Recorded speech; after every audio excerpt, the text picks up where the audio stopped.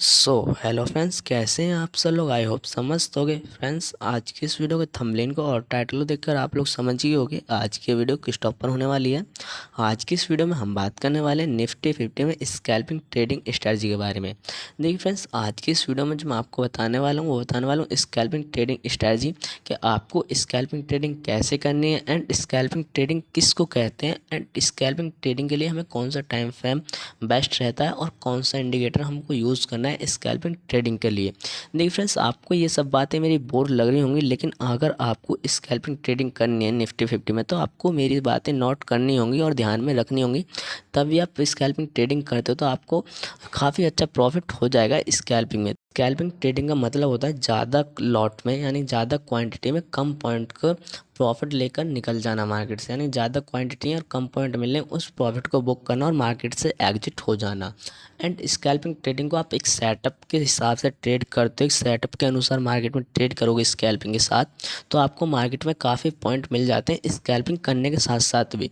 अब आपको कितना यहाँ पे क्वांटिटी के साथ स्कैल्पिंग करना है एंड आपको यहाँ पे कितने पॉइंट बुक करने हैं एंड स्टॉप लॉस आपको कितना रखना है। स्कैल्पिंग में भी आपको स्टॉप लॉस के साथ ही ट्रेड करना है। देखो, स्टॉप लॉस क्या होता है, वो हमारे रिस्क मैनेजमेंट को कंट्रोल करता है। हमें यहाँ पे बता देता है कि अगर हमें यहाँ पे 100 पॉइंट का टारगेट लेते हैं तो यहाँ पे 20 पॉइंट का हम लॉस भी लेके चलेंगे। मैं स्कैल्पिंग बता रहा हूँ, एक नॉर्मल से आपको बात बता रहा हूँ। अगर हमारा टारगेट यहाँ पे 100 पॉइंट का है तो स्टॉप लॉस हमारे यहाँ पे 20 पॉइंट का रहेगा, 80% का हमारा प्रॉफिट होगा। इस तरह से हम रिस्क मैनेजमेंट कर सकते हैं स्टॉप लॉस के साथ। अब देखो, इस वीडियो में जो मैं आपको बताऊंगा ये स्ट्रेटजी आप निफ्टी 50 में अप्लाई करना, ना कि बैंक निफ्टी में।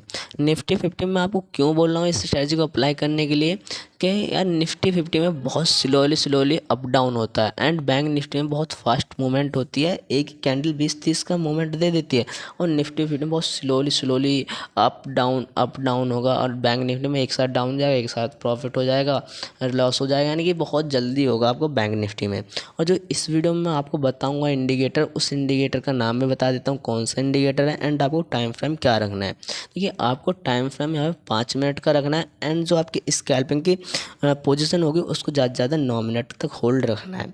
एंड यहाँ पे आपको जो इंडिकेटर का यूज़ करना है वो करना है सिंपल मूविंग एवरेज का यूज़ करना है। सिंपल मूविंग एवरेज का यूज़ करके हम ट्रेड करने वाले हैं स्कैल्पिंग के साथ, यानी कि स्कैल्पिंग ट्रेडिंग करने वाले हैं मूविंग एवरेज के साथ सिंपल के। तो हमने यहाँ पे ट्रेड स्टार्ट कर लिया है, हमने यहाँ पे इंडिकेटर लगा दिया है। इंडिकेटर लगाने के बाद अब हम यहाँ पे 5 मिनट का टाइम फ्रेम रखा है। अब हमको कोई ऐसी कैंडल फाइंड करनी है जो कि हमारे मूविंग एवरेज के ऊपर क्लोज दे, यानी मूविंग एवरेज के ऊपर क्लोज दे। हमें कोई ऐसी कैंडल फाइंड करनी है, तो हमें ये कैंडल मिल गई है। यहाँ पे हमारे जो मूविंग एवरेज है उसके ऊपर क्लोज दिया, लेकिन हम ट्रेड नहीं लेंगे, हम कंफर्मेशन का वेट करेंगे।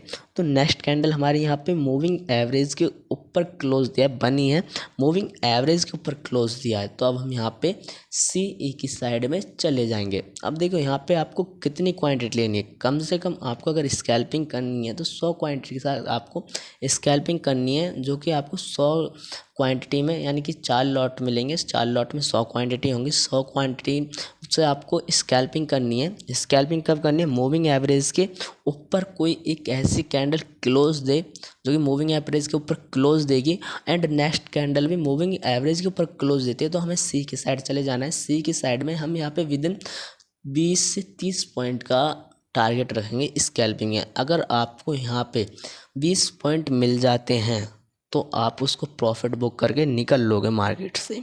ये याद रखना, अगर आपको 20 पॉइंट मिल जाते हैं तो आप बुक करके निकल लोगे। अब मैंने यहाँ पे सपोर्ट और तुम्हारा रजिस्टेंस ड्रॉ कर दिया, क्यों करा है, जो हमारी जो मैंने आपको हाईलाइट करी है कैंडल, इसका जो क्लोज हुआ है मूविंग एवरेज के ऊपर क्लोज हुआ है, इसका हाई लो मार्क कर लेना है हमें। हाई लो मार्क करने के बाद कोई नेक्स्ट कैंडल देखना है, इसके ऊपर पहला जो हमारा यहाँ पे रूल है वो है मूविंग एवरेज के ऊपर क्लोज दे एंड दूसरा जो रूल है हमारा सपोर्ट और रजिस्टेंस जो है, अगर सी की साइड में जा रहा है तो हमें यहाँ पे देना है अपने रेजिस्टेंस के ऊपर क्लोज, यानी मूविंग एवरेज के ऊपर क्लोज और रेजिस्टेंस के ऊपर क्लोज दे तो हम यहाँ पे एंट्री ले लेंगे। एंट्री मैंने बता दिया आपको कैसे लेनी है।